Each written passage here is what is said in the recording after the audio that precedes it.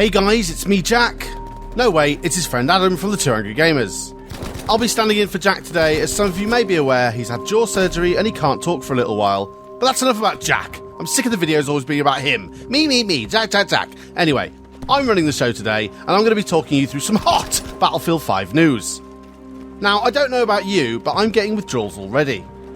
I really enjoyed the alpha, of course, who didn't? But also, the direction that the game is taking, and I can't wait to sink my teeth into that Battlefield 5 pie once again. That being said, the alpha was a way for DICE to not only test the gameplay of Battlefield 5, but also the technical side of the game too. Obviously, not everything was perfect with the alpha, we know that.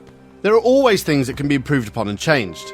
But it's amazing to see that DICE are opening a channel with the community to let them know that they hear us loud and clear.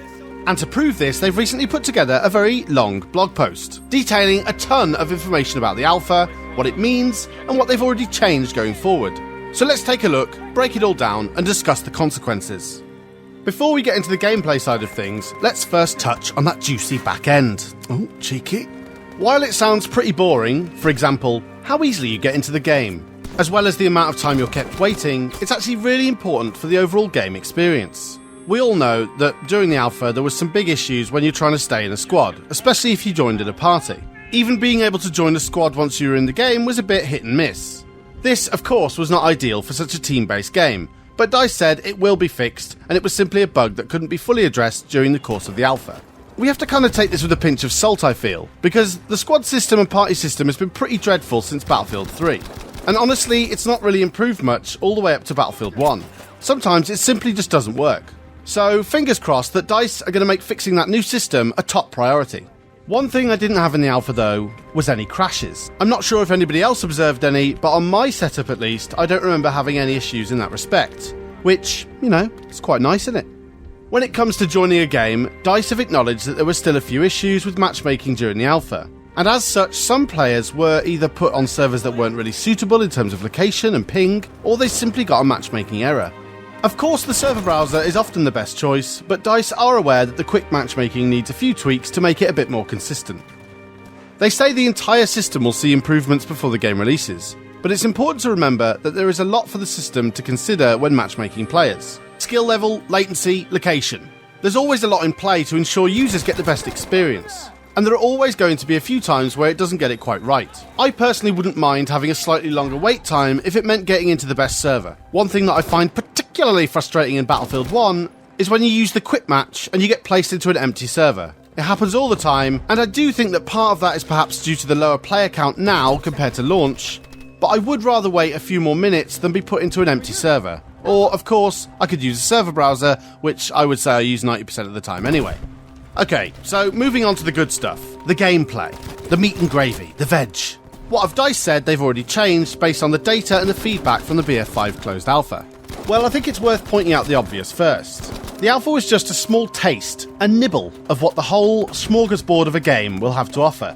So it's going to be relatively hard to fully gauge balance and such, because the final game will have way more weapons, gadgets, grenades, vehicles, etc. That being said, there are still certain things that you can pick up that perhaps need looking at, and DICE have done just that. Let's take revives for instance. In the alpha, the revives, especially squad revives, were considered too long by a lot of people. The main problem, if you want to call it that, is that you are very exposed when reviving a player in Battlefield 5, and the animation to revive takes a long time. Especially when it's a squad revive, and it feels like an eternity. And so DICE have taken that feedback and decided to reduce the time it takes to revive by 2.5 seconds to be specific. They have also said that the system will feel less clunky as they improve it, and they are aware of a problem where players couldn't initiate a revive, or the revive icon tended to be delayed. Also, music to my ears, the delay at the end of the revive, where you couldn't move your mouse or anything for a second, will be removed as well. I think that alone will make the revive system feel way better and snappier. If the standard revive needs looking at, well, that could be done down the line, but for now it's just the buddy revive that's had its animation time reduced. I seem to recall DICE saying in previous interviews that you'll be able to cancel the revive animations eventually, so 2 thumbs up on that one. What about ammo then?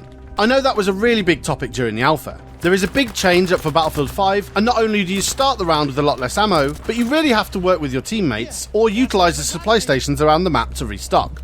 It seems that for the most part, DICE are relatively happy with how the system worked. Attrition, they call it. And I can't say I disagree. So, although DICE may tweak some of the ammo numbers for specific weapons, the system will remain how it was in the alpha, but can be looked at and changed in the future if needed. One of the newest parts to Battlefield 5 is of course the reinforcement system. During the alpha, if your squad was doing well, the squad leader could call in either a V1 rocket or a massive tank. DICE have said that they did feel that the V1 rocket was perhaps a little too attainable in Conquest, and so it seems that will be looked at. Likely they'll scale how many points you need for that particular reinforcement. They also want to look at details like the blast radius, and how players can be better warned of an incoming rocket and potentially counter it. Perhaps being able to shoot it down? I didn't actually try that during the alpha, so I'm not sure if it was already possible. Could be a cool alternative, providing it took plenty of damage, or maybe even a kamikaze plane attack. After all, you've worked hard for it, and if it could be shot down every time, then what's the point? One part of the alpha that perhaps players couldn't agree on was the time to kill. Some players felt it was perfect, others felt they were dying too quickly, and then there were some that are still on the fence. Part of this is due to the fact that a lot of players were using the STG, which of course is ridiculously strong and basically god tier. And also let's not forget that due to the new attrition system, players are not always running around on full health. It's definitely something that DICE will have to look at and tweak if necessary. Interestingly, DICE said this: time to kill is not just determined by how powerful weapons are. For instance, it's also related to how fast the game lets you react to being fired at. They go on to say that they are looking at ways to help you assess a threat and better understand where it's coming from. Camera shake is also being adjusted, and they want to work on those elements first before they start altering weapon damage. But they've said they will resort to going down that route if that's what's required. In the blog, DICE also showed off a really cool heat map, pun intended, which showcased player locations on the alpha map, Arctic Fjord, on both Conquest and Grand Operations. Unsurprisingly, when playing Conquest, most of the action took place around the bridge and the surrounding areas.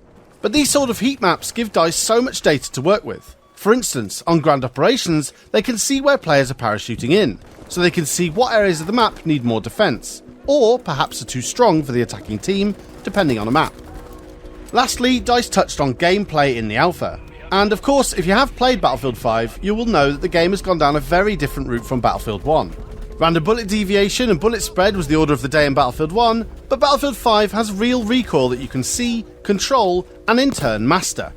And I personally think that for the most part, players, especially veterans, really appreciate this new direction.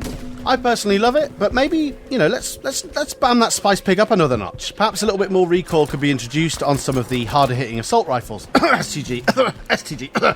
They have mentioned that they're going to keep an eye on single fire, which I do think is good because some weapons were perhaps too good at range when it comes to utilising single fire, but as long as they're watching it, I'm fine with that.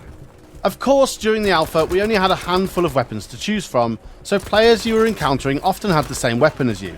When the game actually releases, there will be a bigger variance in the weapons across the battlefield. So hopefully you may often come up against players where you have an advantage in terms of weaponry or distance, but then on the flip side, perhaps a disadvantage at times also. The idea, of course, is for different weapons to be valid in certain situations rather than having one weapon that does it all. A jack-of-all-trades style weapon that's good in every scenario is simply just not good for gameplay. There will apparently be a lot more tests of the game before launch, both internal and external.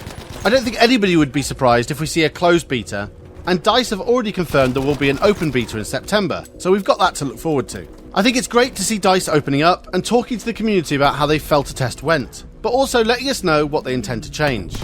Transparency and regular communication is key in modern multiplayer games. I think overall the alpha was pretty good, and players will be really happy to see the revive animation sped up a little bit. I, for one, am extremely grateful the delay at the end of the revive animation is being dealt with, because I found that just so frustrating. So that's all for today, ladies and gents. Thank you so much for watching. Leave a like if you enjoyed the video, and a dislike if you didn't. I've been Adam from 2 Angry Gamers TV, filling in for Jack while he's recovering from his jaw surgery. I'm sure he'll be back soon, but until then, I'll see you in the next one.